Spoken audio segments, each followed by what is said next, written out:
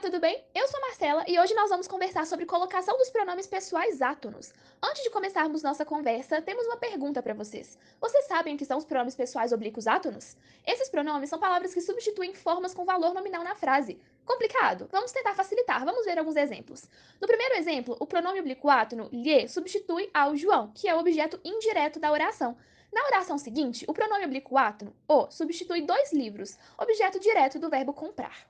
Então, pessoal, vocês sabem quais são os pronomes oblíquos átonos? Vejam aí na tela. Temos me, te, se, o, a, lhe, nos, vos, si, os, as e lhes. E aí, gente, vamos agora conhecer um pouco mais sobre as posições que esses pronomes podem ocupar na oração. Existem três tipos de colocação pronominal, e os pronomes podem vir antes do verbo, depois do verbo ou ainda no meio do verbo. Parece complicado, não, mas já adianto que, de modo geral, no português do Brasil, temos preferência por deixar o pronome antes do verbo. Vamos considerar essa uma regra geral. E a segunda regra importante é que, no padrão culto ou escrito, não iniciamos período com pronome oblíquo átono, ou seja, não usamos a próclise nesse caso. Começando então com as colocações pronominais, temos primeiramente a próclise, ou posição de preferência. A próclise é o nome que damos quando o pronome vem posicionado antes do verbo. Por exemplo, em não quero me despedir dele. Na oração, nós vemos que o pronome me, da primeira pessoa do singular, vem antes do verbo despedir. Para entendermos melhor, vejamos algumas situações favoráveis à próclise. Primeira situação: quando tivermos palavras com sentido negativo antes do verbo, como é mostrado na tela em não se trata de nenhuma novidade e nunca te esquecerei. As palavrinhas não e nunca nas orações atraem o pronome oblíquo átono para antes do verbo. Segunda situação: quando antes do verbo houver pronomes relativos, como em ele é o homem por quem me apaixonei. Nesse caso, quem é um pronome relativo e por causa disso atraiu o pronome oblíquo para antes do verbo. Terceira situação: quando antes do verbo tiver certos tipos de advérbios. Veja na tela a frase: sempre se lembram dele. Sempre é um advérbio e por causa disso o pronome oblíquo átono vem antes do verbo.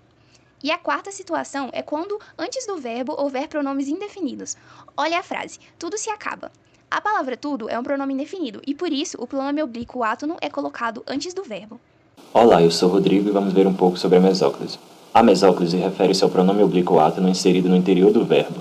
Hoje em dia, a mesóclise é pouco usada, para não falar quase nunca, né? Esse tipo de colocação é usado somente em dois casos. Primeiro, quando o verbo estiver ou no futuro do presente, como em realizar-se-á em breve uma reunião de professores, ou então no futuro do pretérito, como em dar-me-iam água para lavar as mãos, de Graciliano Ramos. Nesses dois casos, se o verbo não estiver começando o período, o melhor seria mesmo usar a próclise. Vejam como ficaria. Em breve se realizará uma reunião de professores. Eles me dariam água para lavar as mãos? E por quê? A preferência é sempre a próclise, a não ser nos casos em que ela não pode ocorrer, como veremos a seguir. Então, pessoal, agora chegamos ao terceiro e último caso de colocação pronominal, a ênclise. Ela se caracteriza pela posição do pronome depois do verbo. A primeira observação para estudarmos a ênclise é observar quando o período é iniciado por um verbo, desde que não esteja no futuro, porque aí seria um caso de mesóclise, né? Olha só o exemplo. Vendo-a chegar, ele foi embora. Ou então, devo-lhe satisfação. Assim, vemos que o português culto escrito não aceita períodos iniciados com o pronome oblíquo átono. Também usamos a ênclise em orações com imperativo afirmativo.